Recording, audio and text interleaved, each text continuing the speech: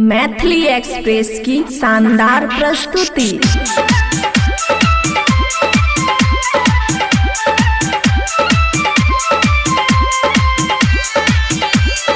DJ Manish Raxaul, खुशी recording studio बलुआहा। प्यार तू कैलू हमरा से,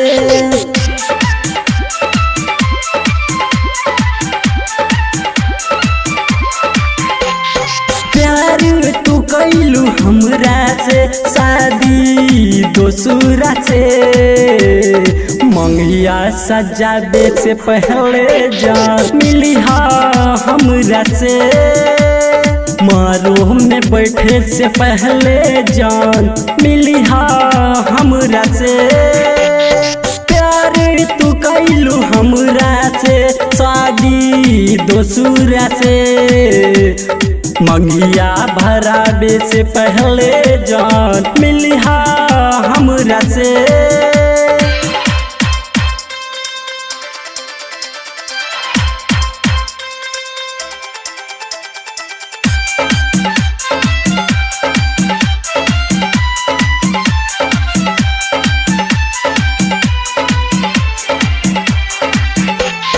डीजे मनीष रक्सौल, खुशी रिकॉर्डिंग स्टूडियो बलुआहा।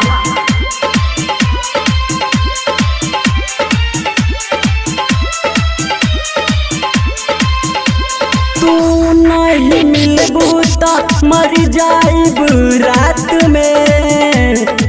बारात आवे से पहले जान अइहा हाथ में।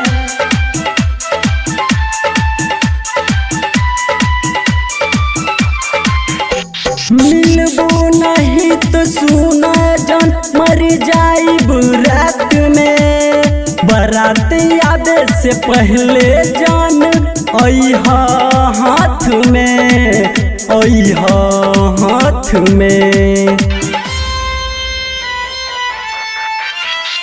केतबो तो सोचब सुना जान, केतबो तो सोचब सुना जान मिली प्यार से।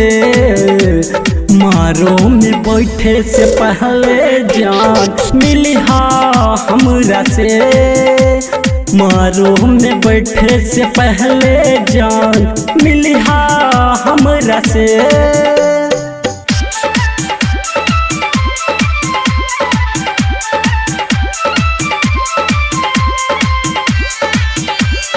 डीजे मनीष रक्सौल, खुशी रिकॉर्डिंग स्टूडियो बलुआहा।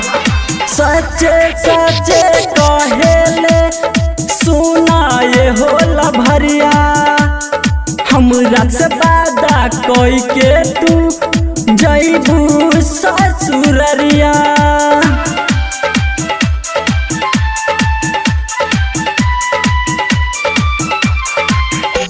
सच्चे सच्चे कहेले सुना ये होला भरिया।